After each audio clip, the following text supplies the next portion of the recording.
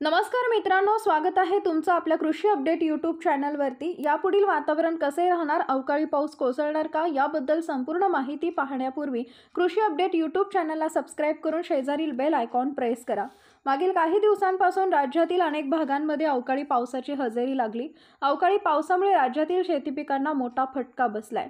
गेल्या वर्षी देखील अवकाळी पाऊस झाला होता।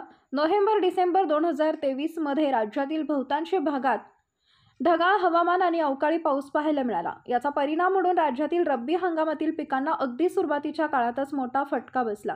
विशेष म्हणजे या नवीन वर्षाची सुरुवातही अवकाळी पावसाने झाली। यामुळे वाढीच्या अवस्थेत असलेल्या पिकांना मोठा फटका बसला असून त्यामुळे उत्पादनात घट येऊ शकते अशी भीती व्यक्त होत आहे। एमडीने दिलेल्या माहितीनुसार आता राज्यातील अवकाळी पावसाचे सत्र थांबलंय।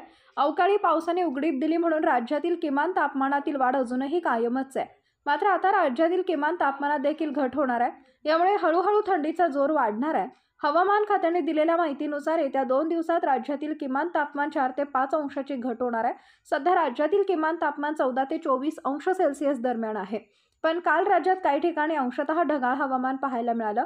मात्र आता ही परिस्थिती आजपासून बदलणार आहे। आजपासून मुख्यतः निरभ्र आकाशासह किमान तापमानात हळूहळू घट होण्याची शक्यता एमडीच्या माध्यमातून वर्तवण्यात आली आहे। यामुळे थंडीचा जोर वाढेल आणि रब्बी हंगामातील पिकांना पोषक हवामान तयार होईल असं मत तज्ज्ञांनी व्यक्त केलं।